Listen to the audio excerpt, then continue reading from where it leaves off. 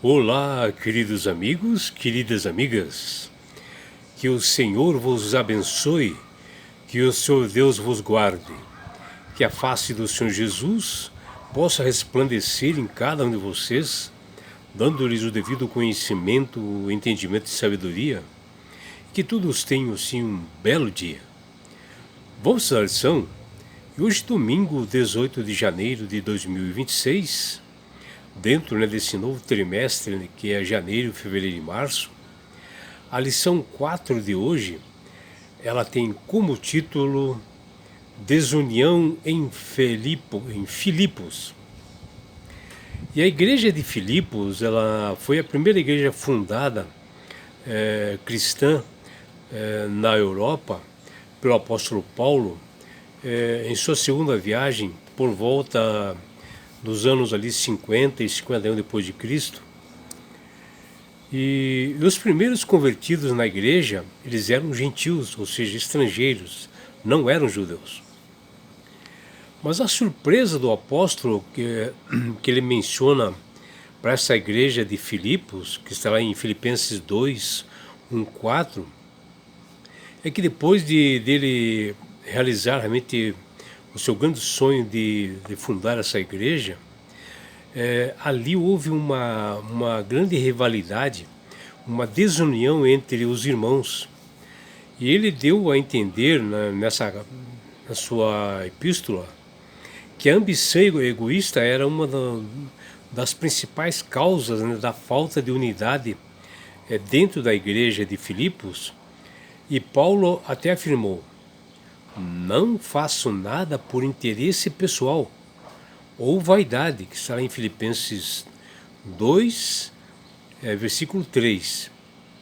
E assim a palavra grega eritheia, que é usada assim para setores egoístas, pela palavra egoísta ou ambição, e ela é usada em Filipenses 1,17 para descrever aquelas pessoas que desafiaram Paulo lá em Roma,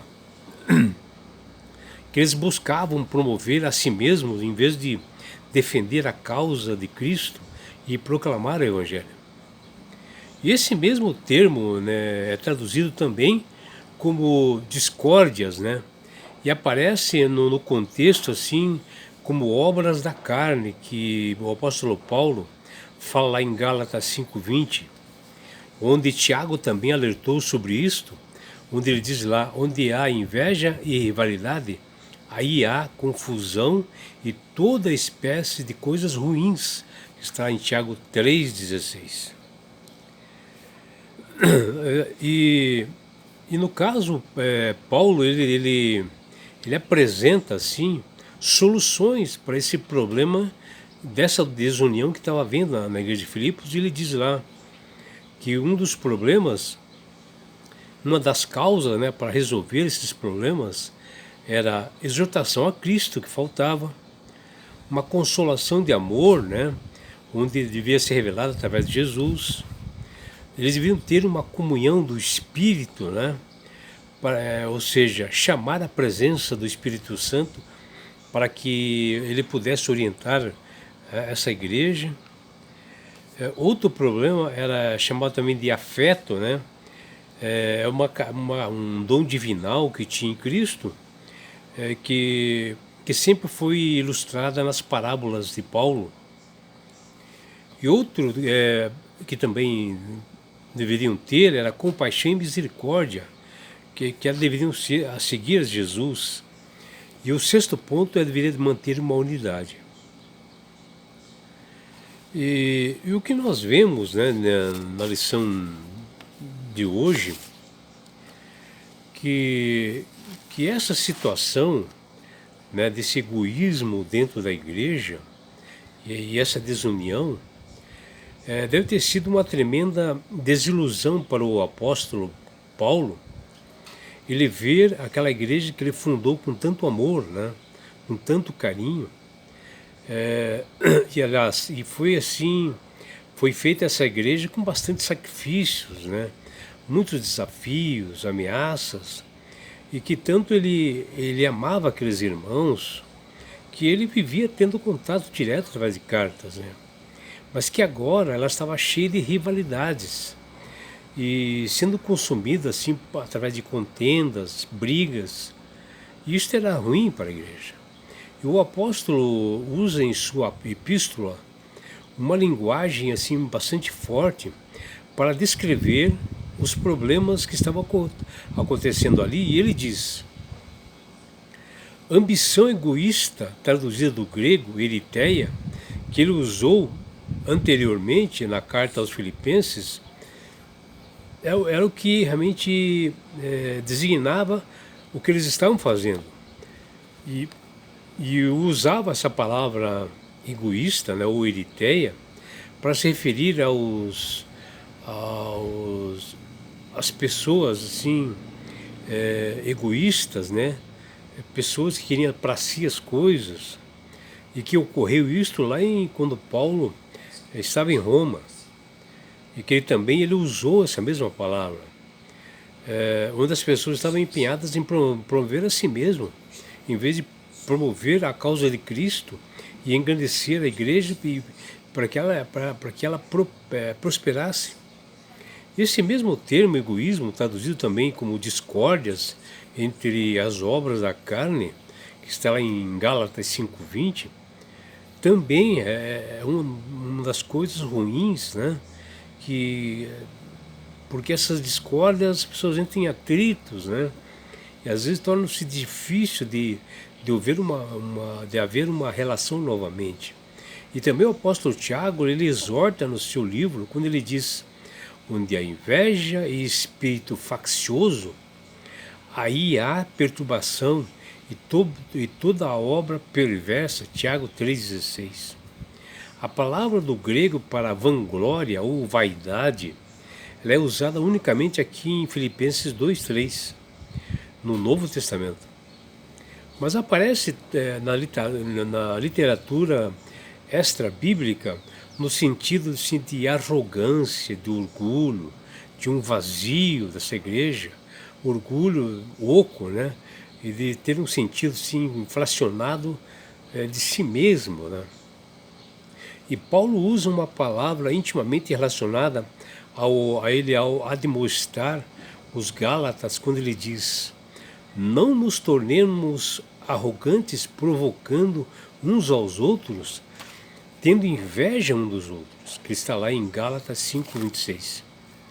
O interessante é que mesmo que o apóstolo Paulo, dele estar assim triste, né, desapontado com a igreja de Filipos, pela rivalidade que estava acontecendo, ele apela para que esta igreja houvesse um amor entre os irmãos e a humildade fosse refletida em todos os desafios deles, e também nos desafios enfrentados anteriormente pela igreja, especialmente para seus líderes, né, que era importante eles absorverem isso.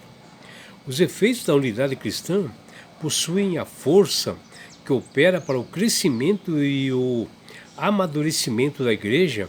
Assim acaba a desunião. Paulo, que enxergava através do Espírito Santo e obtinha informações de seu colaborador em Filipos, ele observa que havia uma desunião nessa igreja, devido a justamente esse egoísmo no meio deles. E a partir daí ele ensinou esses irmãos que a solução era a prática da humildade, né? Da generosidade, e que eles deveriam considerar os outros superiores a si mesmo. E o apóstolo instruiu e dá soluções para o problema apresentado na igreja de Filipos, que são estes. Primeiro, o importante é o que o Paulo fez, né? Uma exortação em nome de Cristo. Ou seja, o apóstolo, né, destacou o exemplo de Jesus como uma poderosa motivação para que eles se mantivessem unidos entre os irmãos e que eles seguissem realmente o exemplo de Jesus. O segundo ponto é conforto e consolação de amor, onde Jesus veio a este mundo revelar o caráter de Deus, o seu amor. E ele nos deixou assim um mandamento a ser cumprido quando ele diz: o meu mandamento é este, que vos ameis uns aos outros, assim como eu vos amei, que está lá em João 15:12. O terceiro ponto é que a comunhão do Espírito, a presença do Espírito Santo, ele cria em nós um relacionamento assim cristão verdadeiro, cria uma intimidade, como aquele que nós observamos quando os apóstolos fizeram as primeiras igrejas, né? Eles se dividiam entre os outros, eles repartiam o pão, eles tinham amor um pelos outros. E não havia egoísmo, eles dividiam as coisas, que está em Atos 2:42.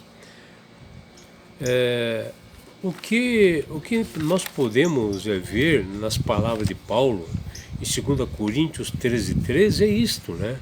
Que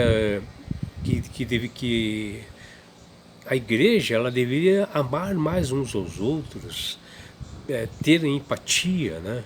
E dividir as coisas.